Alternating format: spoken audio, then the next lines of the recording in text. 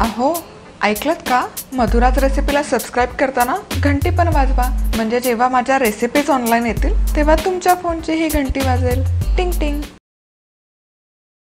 नमस्कार, मी मधुराज रेसिपी मराठीमध्ये तुम्हा सर्वांचं खूप खूप खूप मनापासून स्वागत. आज आपण पौष्टिक असे बीटरूटचे कटलेट कसे बनवायचे ते बघतोय. नवीन वर्षाची सुरुवात चालू झालेली आहे आणि वेट लॉस गोल पण सगळ्यांनी सेट केलं असेल, म्हणून मग आता ही हेल्दी रेसिपी, खूप साधी सिंपल रेसिपी आहे आणि त्यातल्या त्यात पौष्टिक आहे. माझ्या मुलांना प्रचंड आवडतं. आठवड्यातून एकदा तरी आमच्या घरी हे बनतं, म्हणजे बनतं. तर कसं करायचं? एक बीट घेतलंय, त्याची सालं काढून घ्यायची आणि असे त्याचे तुकडे करून घ्यायचे. एक बटाटा, छोटा बटाटा छेलून मध्ये असे तुकडे करून घेतलेत.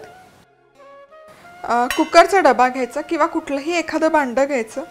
यामध्ये आपण हे बीटचे तुकडे ठेवूयात. त्याचबरोबर बटाटा,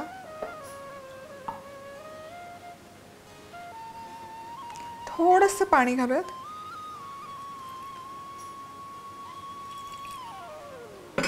आता कुकर घ्यायचा.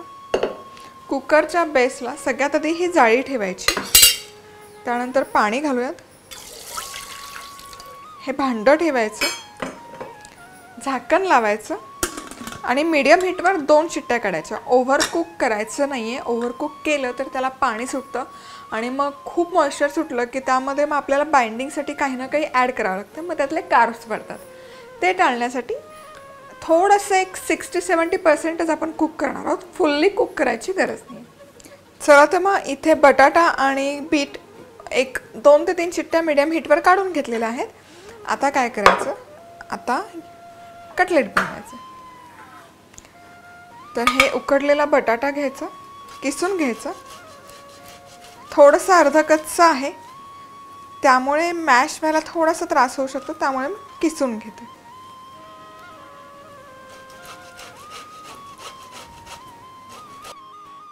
हे बटाटा आणि बीट किसून झालं की आता यामध्ये बाइंडिंग आपल्याला हवं आहे. तर बाइंडिंगसाठी काय करायचं?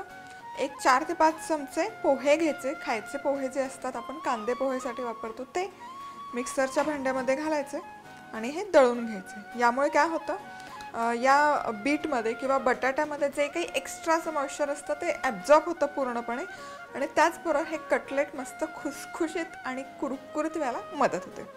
तर यामध्ये बारीक चिरलेली ढोबळी मिरची घालायची, एक पाव कप. त्यानंतर 1 चमचा धनेपूड, अर्धा चमचा लाल तिखट,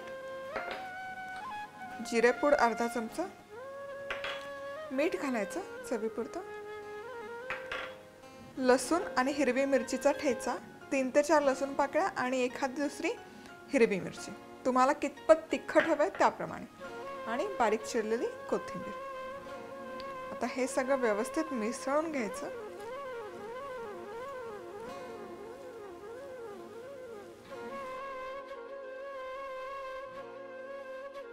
चला तर मग आता तुम्ही बघू शकाल यामध्ये अजिबात मॉइश्चर उरलेलं नाही आहे. पोह्याने छान असं मॉइश्चर सगळं ॲब्झॉर्ब होतं आणि हे मिश्रण ड्राय होतं. मेन चॅलेंज बीटरूट कटलेटमध्ये तेच असतं, कारण याला मॉइश्चर खूप सुटतं बीटला आणि पोह्यांमुळे ते कंट्रोल व्हायला मदत होते. आता याचे छोटे छोटे आपण कटलेट करून घेऊया. आधी असं छान एकसंध करून घ्यायचं हे मिश्रण.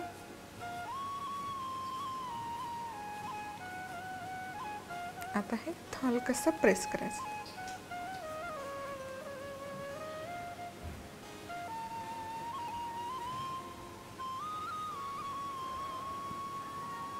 मस्त.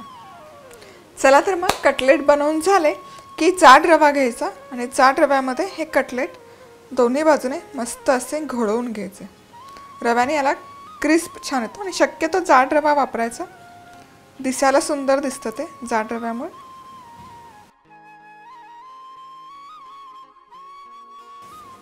आता बीटला छान असं कोटिंग आलं रव्याचं की हे शॅलो फ्राय करायचे. तुम्हाला हवं असेल डीप फ्राय करू शकता, पण हेल्दी ठेवण्यासाठी मी ते शॅलो फ्राय करते. तर इथे माझ्याकडे छोटासा असा पॅन आहे. तेल कमी लागतं आणि छान असं तळलं जातं, म्हणून मी छोटासा पॅन वापरते. मोठा असेल काहीच हरकत नाही, मोठाचा डोसाचा पॅन असेल तरी काही हरकत नाही. ॲट अ टाईम तुम्ही सगळे एका वेळेस स्प्रेड करून शालो फ्राय करू शकता. मसाले अजून ऑर्डर केले नसतील, वापरले नसतील, कसे आहेत वापरायचे असतील तर खाली लिंक डिस्क्रिप्शन बॉक्समध्ये दिलेली आहे. बुकही त्याचीही लिंक आहे. बुक तुम्ही व्हॉट्सअपवरही ऑर्डर करू शकता. आणि मसाले किंवा पुस्तक ॲमेझॉनवर कसं ऑर्डर करायचं याची लिंकही खाली दिलेली आहे. बऱ्याच लोकांना प्रॉब्लेम होतो की ऑनलाईन ऑर्डर कसं करायचं, तर ते जर तुम्हाला शिकायचं असेल तर त्याचीही लिंक खाली दिलेली आहे. तर तेल बऱ्यापैकी गरम झालेलं आहे. यामध्ये आपण घालतोय हे कटलेट. साधारण 3 व्यवस्थित बसतात एका वेळेस.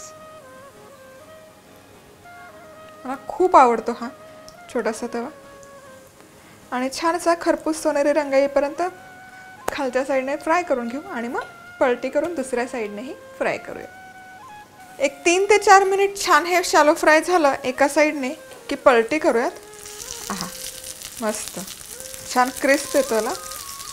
आणि दुसऱ्या बाजूने पण एक 3 ते 4 मिनिट व्यवस्थित शालो फ्राय करून घेऊया. चला, दोन्ही बाजूने मस्त खरपूस फ्राय झालेले आहेत. खूप जबरदस्त दिसत आहेत. आता हे काढून घेऊयात. आहा, मस्त क्रिस्प खूप छान येतो या कटलेटला.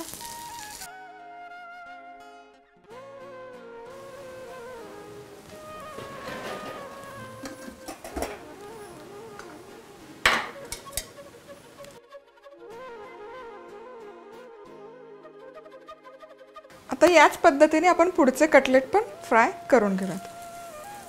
आता हे कसे खायचे हे असेच तुम्ही खाऊ शकता किंवा चटणी बरोबरही छान लागतात, हिरवी चटणी. पण आपण यामध्ये बऱ्यापैकी मसाले घातले त्यामुळे ॲडिशनल चटणीची गरज नाही आहे. माझ्या मुलांना कसं आवडतं, मी शक्यतो असे फ्लॅट नाही करत, मी रोल करते. रोल करून रव्यात घोळवून शॅलो फ्राय करते आणि पोळी जी असते आपली, पोळीला थोडंसं मेयोनेज लावते, हा रोल ठेवते, थोड्याशा कच्च्या भाज्या घालायचा, लेटस, कोबी, गाजर जे काही घरात असेल ते, आणि त्याचं रॅप करून देते. माझ्या मुलांना प्रचंड आवडतो तो रॅप. तुम्ही नक्की ट्राय करून बघा आणि करून पाहिलं तर फोटो काढून पाठवायला विसरू नका. तर आज वेळात वेळ काढून तुम्ही ही रेसिपी पाहिल्याबद्दल तुम्हा सगळ्यांचे खूप खूप खूप मनापासून धन्यवाद. पुन्हा भेटूयात अशाच एका छानशा रेसिपीवर. तोपर्यंत मस्त राहा, खुश राहा, आनंदी राहा आणि सगळ्यात महत्त्वाचं खात राहा.